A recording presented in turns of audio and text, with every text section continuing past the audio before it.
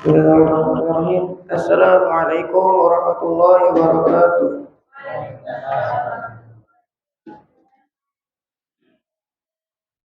Bismillahirrahmanirrahim. Alhamdulillahirabbil alamin wa bihi nasta'in wa ala umuriddin waddin. Wassalatu wassalamu ala asrofil anbiya'i wal mursalin sayyidina Muhammadin wa ala alihi wa sahbihi ajma'in amma ba'du. Bismillahirrahmanirrahim. Segala puji bagi Allah yang mana kita semua telah diberikan nikmat yang begitu banyak. Di antaranya nikmat iman, nikmat Islam, yang mana dengan nikmat tersebut kita bisa berkumpul di tempat yang insya Allah mulia ini, Masjid Uswatun Hasanah. Dan semoga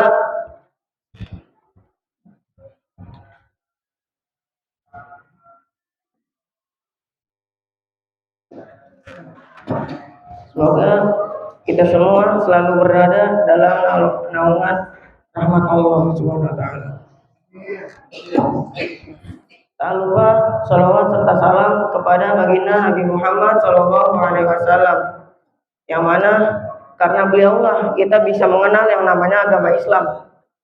Tanpa beliau kita mungkin sekarang ini masih jadi kafir. Nah, pada kesempatan kali ini, yang mana kita semua tahu kalau bulan Ramadan merupakan bulan yang berbeda dari bulan biasanya.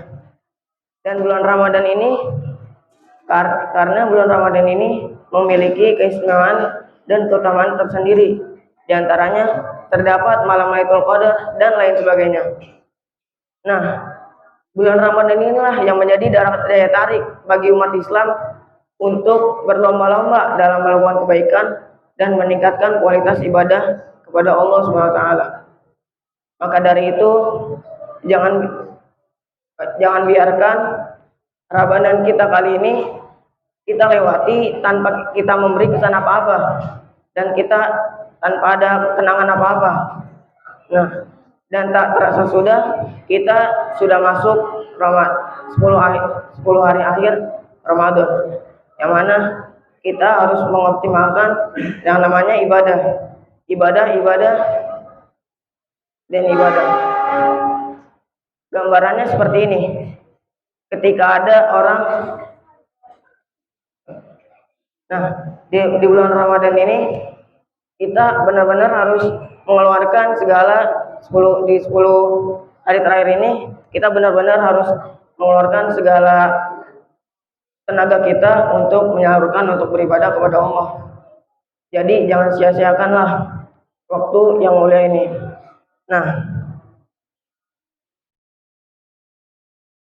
dalam kehidupan ini kita tidak lepas dari yang namanya kata perjuangan.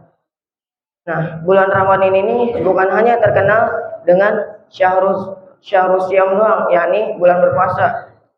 Karena banyak orang menganggap bahwa bulan Ramadan ini hanyalah puasa sebulan penuh. Nah, inilah pemikiran yang keliru dari banyak orang. Padahal di bulan Ramadan ini kita bisa, pokoknya di sini kita bisa ngapain aja, seperti meningkatkan ibadah, dan ibadahnya kali ini kita dilipat gandakan. Yang tadinya kalau sholat jadi 1 pahala, ini jadi 10 pahala. Kata perjuangan. Bulan Ramadan ini juga terkenal dengan kata perjuangan. Nah, perjuangan. Namun perjuangan kita kali ini di bulan Ramadan kali ini bukan seperti perjuangan yang dilakukan oleh para nabi dan para sahabat di masa dulu. Jadi di zaman Nabi dulu itu, Nabi bukan hanya berjuang melawan secara fisik aja, tapi Nabi juga berjuang dengan melawan hawa nafsu.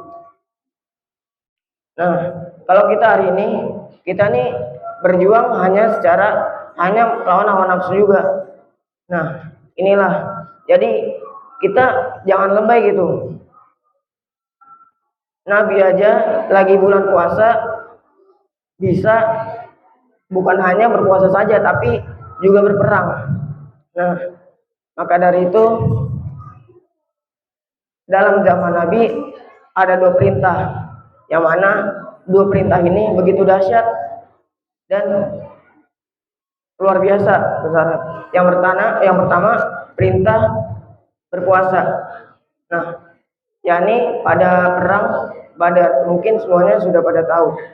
Nah, yang kedua yakni perintah untuk berjihad. Nah, inilah yang luar biasanya di zaman Nabi.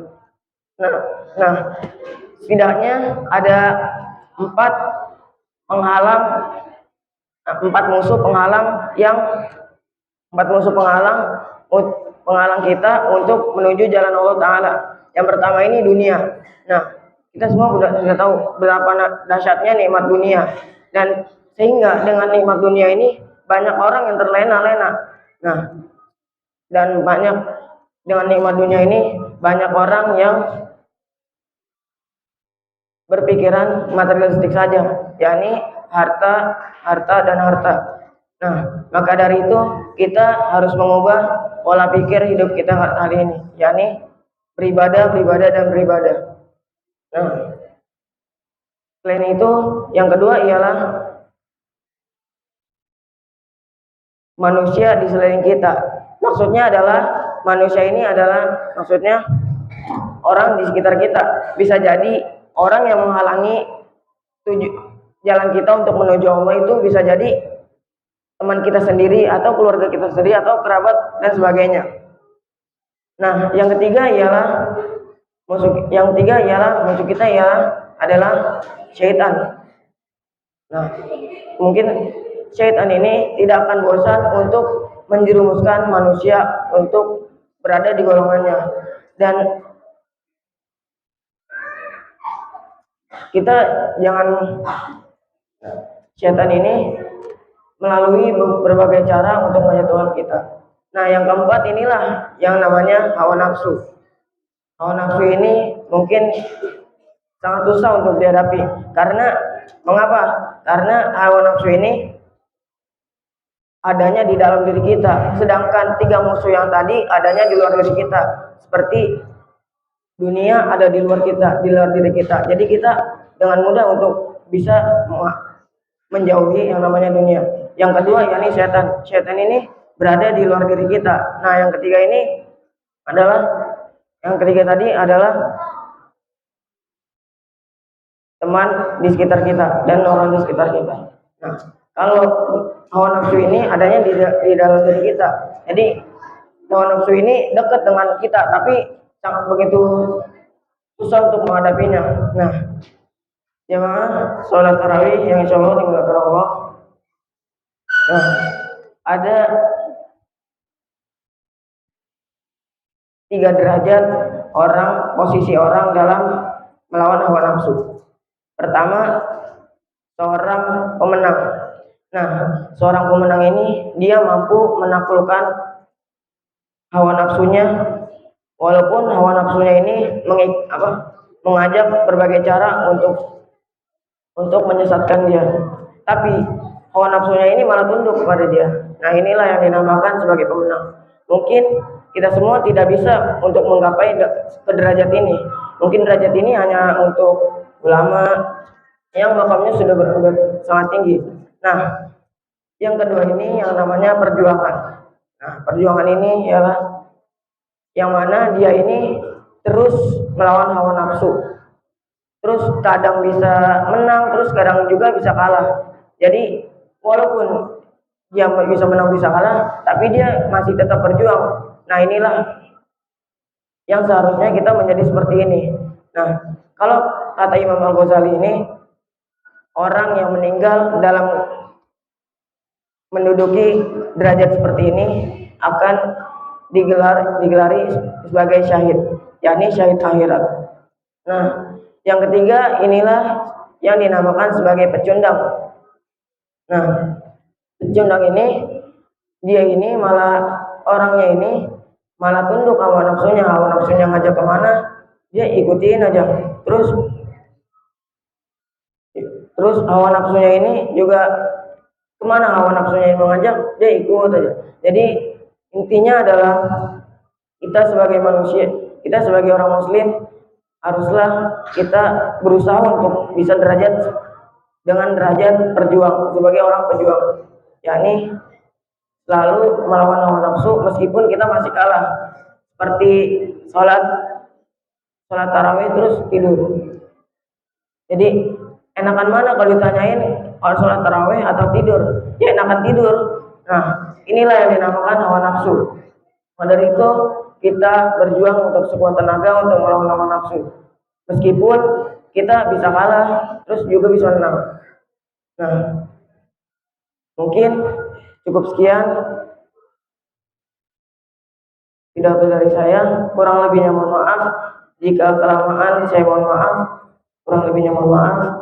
Wabillahi taufik wa hidayah. Wassalamualaikum warahmatullahi wabarakatuh.